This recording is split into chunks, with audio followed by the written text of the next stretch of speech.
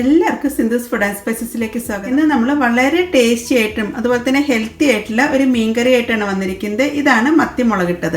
അപ്പോൾ വളരെ എളുപ്പത്തിൽ തയ്യാറാക്കാൻ പറ്റുന്ന ഈ ഒരു മീൻകറി നിങ്ങൾ ഇതുവരെ ട്രൈ ചെയ്തിട്ടില്ലെങ്കിൽ ഇതൊന്ന് ട്രൈ ചെയ്ത ശേഷം ഫീഡ്ബാക്ക് തരാൻ മറക്കരുത്. കൂടാതെ നിങ്ങൾ എൻ്റെ ചാനൽ ഇതുവരെ സബ്സ്ക്രൈബ് ചെയ്യാതെയാണ് കാണുന്നെങ്കിൽ സബ്സ്ക്രൈബ് ചെയ്യാനും ഈ വീഡിയോ ഇഷ്ടപ്പെടുകയാണെങ്കിൽ ലൈക്ക് ചെയ്യാനും കമൻറ്റ് ചെയ്യാനും അതുപോലെ ഫാമിലിക്കും ഫ്രണ്ട്സിനും ഒന്ന് ഷെയർ ചെയ്യാനും മറക്കരുത്. Thank you.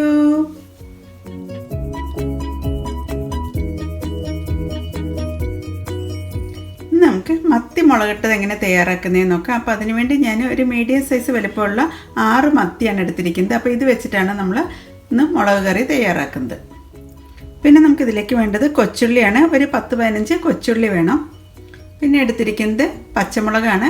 2 പച്ചമുളകാണ് ഞാൻ എടുത്തിരിക്കുന്നത്. ഇതത്ര എരിവുള്ള പച്ചമുളകൊന്നുമല്ല, ഒരു മീഡിയം സൈസ് എരിവുള്ള പച്ചമുളകാണ് എടുത്തിരിക്കുന്നത്. പിന്നെ എടുത്തിരിക്കുന്നത് ഒരു തക്കാളിയാണ്. അപ്പോൾ നമുക്ക് എങ്ങനെയാണ് ഈ ഒരു മത്തി മുളകിട്ട് തയ്യാറാക്കുന്നത് എന്നുള്ളത് നോക്കാം. മത്തി മുളകിട്ട് തയ്യാറാക്കാൻ വേണ്ടിയിട്ട് മൺചട്ടിയാണ് എടുത്തിരിക്കുന്നത്. എപ്പോഴും മീൻകറിയൊക്കെ മൺചട്ടിയിൽ വെക്കുമ്പോൾ നല്ലൊരു ടേസ്റ്റ് ആയിരിക്കും കിട്ടുന്നത്. ഇനി നമുക്കിതിലേക്ക് ഒരു 2 ടേബിൾ സ്പൂൺ വെളിച്ചെണ്ണയാണ് ചേർക്കുന്നത്. വെളിച്ചെണ്ണ നന്നായി ചൂടായി കഴിയുമ്പോൾ ഇതിലേക്ക് 1/2 ടീസ്പൂൺ കടുകാണ് ചേർക്കുന്നത്.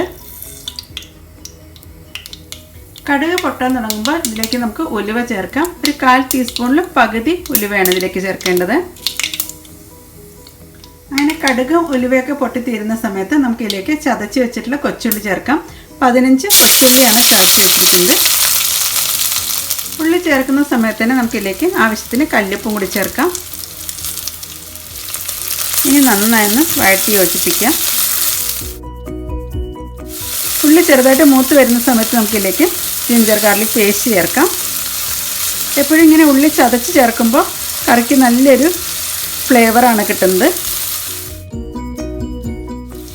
ഇനി നമുക്കിതിലേക്ക് 1 ടേബിൾ സ്പൂൺ ഇഞ്ചി വെളുത്തുള്ളി പേസ്റ്റാണ് ചേർക്കുന്നത്. അതിൻ്റെ കൂടെ തന്നെ 2 പച്ചമുളക് കട്ട് ചെയ്തും കൂടി ചേർക്കാം. എന്നിട്ട് ഇഞ്ചിയുടെയൊക്കെ ഒരു പച്ചമണം മാറുന്ന വരെ നമുക്ക് നന്നായി വഴറ്റി യോജിപ്പിക്കാം.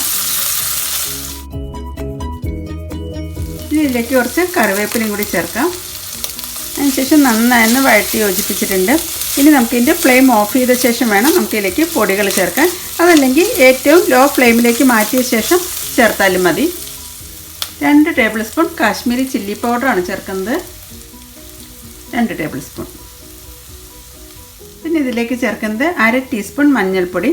നമ്മളിതിൽ മല്ലിപ്പൊടി ചേർക്കുന്നില്ല. പിന്നെ ചേർക്കുന്നത് എരിവുള്ള മുളക് പൊടിയാണ്. ഇത് 1 ടീസ്പൂൺ ചേർക്കാം. ഇനി നമുക്കിത് ലോ ഫ്ലെയിമിൽ തന്നെയാണ് റോസ്റ്റ് ചെയ്തെടുക്കേണ്ടത്. പൊടികളുടെയൊക്കെ ഒരു പച്ചക്കുത്ത് മാറുന്ന വരെ നമുക്കിതൊന്ന് നന്നായി വഴറ്റിയെടുക്കാം. പൊടികളൊക്കെ നന്നായി റോസ്റ്റായി കിട്ടണം. ഇപ്പോൾ ലോ ഫ്ലെയിമിൽ തന്നെ ആണ് നമുക്കിത് ഇളക്കിയെടുക്കേണ്ടത്.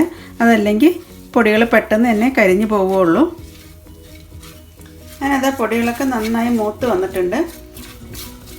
ഇനി നമുക്കിതിലേക്ക് ചേർക്കേണ്ടത് തക്കാളിയാണ്. ഞാനിവിടെ ഇപ്പോൾ 1 തക്കാളി ചെറുതായിട്ട് അരിഞ്ഞാണ് ചേർക്കുന്നത്. അങ്ങനെ തക്കാളി ഈ മസാലയായിട്ട് നന്നായി മിക്സ് ചെയ്തെടുക്കാം. തക്കാളി ഒന്ന് വെന്ത് വരുന്നതിന് വേണ്ടിയിട്ട് നമുക്കൊന്ന് അടച്ചു വയ്ക്കാം. അതിനകത്ത് തക്കാളിയൊക്കെ ചേർത്ത ശേഷം ഒരു 2 മിനിറ്റ് നേരം നമ്മൾ അടച്ചു വെച്ചിട്ടുണ്ട്. ഇനി നമ്മൾ ഇതിലേക്ക് ചേർക്കേണ്ടത് കുടംപുളിയും അതുപോലെ അത് കുതിർത്ത് വെച്ചിട്ടുള്ള വെള്ളമാണ്. ഇത് ഞാനൊരു 1/2 മണിക്കൂർ മുന്നേ കുതിർത്ത് വെച്ചിട്ടുണ്ടായിരുന്നു. അതുപോലെ കറിക്ക് ആവശ്യമായിട്ടുള്ള വെള്ളം കൂടി നമുക്ക് ഇതിലേക്ക് ചേർക്കാം. ഈ മസാലയും വെള്ളമായിട്ട് നന്നായി മിക്സ് ചെയ്ത ശേഷം ഇത് തിളയ്ക്കുന്ന വരെയാണ് നമുക്കൊന്ന് വെയിറ്റ് ചെയ്യേണ്ടത്. അതിന് ശേഷം ഉപ്പൊക്കെ കറക്റ്റാണോ നോക്കിയിട്ട് വേണം പിന്നെ നമുക്കിതിലേക്ക് മീൻ ചേർക്കാൻ. വളരെ പെട്ടെന്ന് തയ്യാറാക്കാൻ പറ്റുന്നതാണ് ഈ മത്തി മുളകിട്ടത്. കറി നന്നായി തിളയ്ക്കുന്ന വരെ നമുക്കൊന്ന് അടച്ചു വയ്ക്കാം. അങ്ങനെ നമ്മൾ കറിയൊക്കെ നന്നായി തിളയ്ക്കാൻ തുടങ്ങിയിട്ടുണ്ട്.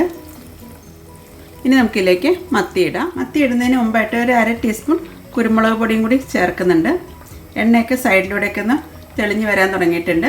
ഇനി നമുക്കിതിലേക്ക് മത്തി ചേർക്കാം. മത്തി ചേർക്കുന്നതിന് മുമ്പായിട്ട് ഞാൻ ഉപ്പൊക്കെ നോക്കിയിട്ടുണ്ടായിരുന്നു. അപ്പോൾ കുറച്ച് ഉപ്പിൻ്റെ ഒരു കുറവുണ്ട്.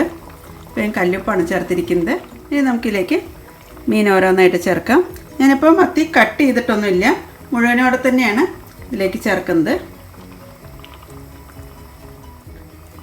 എല്ലാം ഗ്രേവിയിലൊന്ന് മുങ്ങിക്കിടക്കുന്ന രീതിയിലേക്ക് മുക്കി വയ്ക്കാം.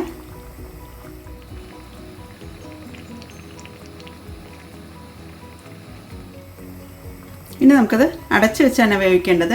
ഒരു 10 തൊട്ട് 15 മിനിറ്റിൻ്റെ ഉള്ളിൽ തന്നെ നമ്മുടെ മീൻ കറിയൊക്കെ റെഡിയായി കിട്ടുന്നതാണ്. അപ്പോൾ നമുക്കൊന്ന് അടച്ചു വയ്ക്കാം. ഇനി കറി ഇളക്കാൻ പാടില്ല, ജസ്റ്റ് ഒന്ന് ചുറ്റിച്ചു കൊടുക്കാനേ പാടുള്ളൂ. അങ്ങനെ അത് നമ്മുടെ കറിയൊക്കെ നന്നായി തിളയ്ക്കാൻ തുടങ്ങിയിട്ടുണ്ട്. ഇനി ജസ്റ്റ് ഒന്ന് ചുറ്റിച്ചു കൊടുത്താൽ മാത്രം മതി.